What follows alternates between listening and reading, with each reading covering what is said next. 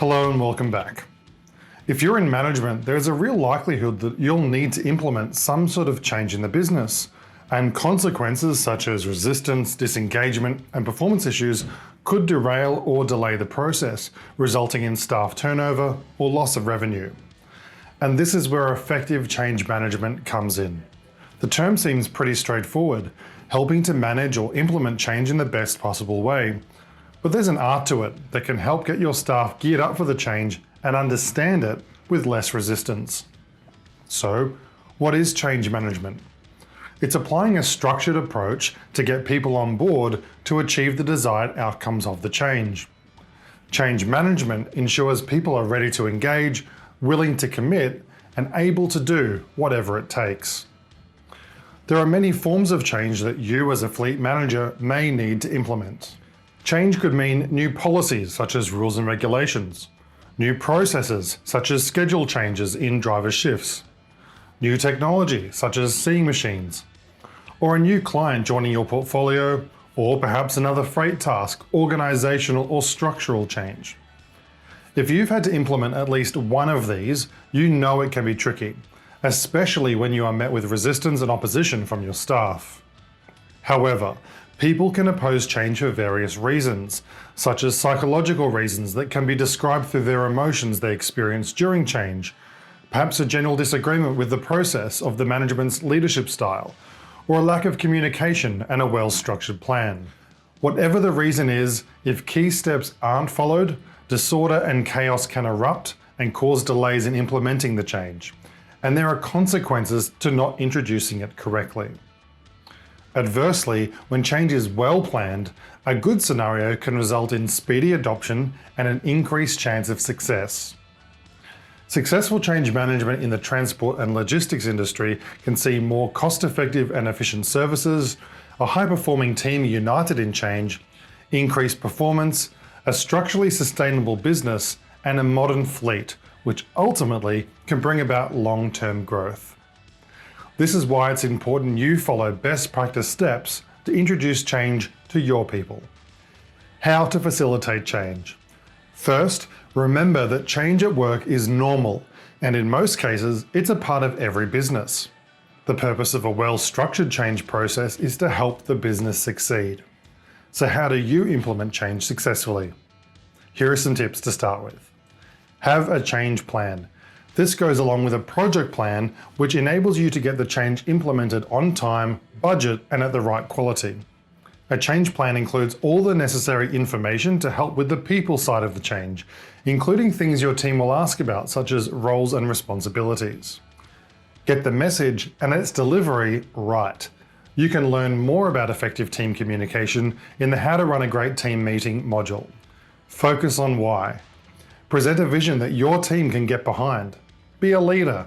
Don't let your emotions influence how you feel. It's okay to be a boss while feeling for the team. In other cases, you may find you are the meat in the sandwich. You may need to implement a change that has a direct impact on you and your role. Always remain calm, realistic and professional, and never take anything personally. Emphasize the importance of having your team united in this change.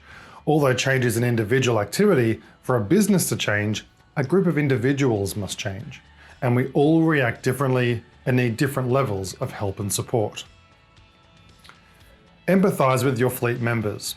As we mentioned earlier, when talking about the psychological reasons of resistance to change, discovering your team's personal feelings and considering the roller coaster of their emotions are essential during the process. Discover how they're feeling about the change and step in to address their concerns where necessary. Keep in mind, some people will always be resistant to change.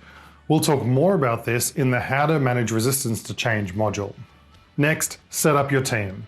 You may also want to set up supporting roles to help explain to your staff why and how the change will benefit all. There are a number of roles in a team to manage change, and sometimes these are done by the same person. Firstly, a change leader. They create or promote a change vision, develop a plan for change, and manage resistance and conflict throughout the change. These people are usually in the leadership team or in management roles. Secondly, a change manager. They implement the change plan, including strategies for affecting and controlling change and helping people to adapt. And thirdly, a change champion. It's someone from within the organization that assists in facilitating change. They advocate for and promote the change from within and are key in the implementation and could be volunteers from your team like respected drivers or schedulers. Have a think about what your role is in the process. Are you the change leader, the change manager, or the change champion? Now that you have a plan, a structured message, and a team set up, it's time to focus on delivering the change. To help you with that, you can use the ADKAR methodology. This best practice methodology can help you empathize with and understand how the change will affect you, what activities need to be undertaken to manage the change's impact, and get the resisting team members on board. Remember that although you want to get the whole business to change, the process of getting there is influencing one person at a time. So what does ADKAR stand for? A stands for awareness. The team needs to know what is changing, why the change is necessary, what is the outcome you're targeting, and what are the risks of not changing. D stands for desire. They all need to want to participate and support the change, and this means understanding how it will impact them and what the benefits are to them individually. Think about what aspect of people's jobs, processes, systems, and behaviors could be affected. K stands for knowledge. People affected by the change need to have the tools and knowledge required to implement the change, most commonly achieved through training and sharing information. The second A stands for ability. The team needs to be able to put into practice the required behavior and skills. This step is about helping everyone gain confidence in the change and their ability to carry it out, most commonly achieved through coaching and the ongoing involvement of leaders. And finally, R stands for reinforcement. Keep the change top of mind in your actions, your meetings, and your general communications. Reward good behavior and consistently give and listen out for feedback from your people. Think about how you will measure progress towards the goal, where you will find resistance, and how you can manage it. This all increases your chances that the change will stick. You can download the ADKAR template from the Coach app to keep a copy handy on your phone. With this in mind, hopefully you can implement the changes needed in your business successfully the first time. Now, let's put this into practice and head on over to the activity.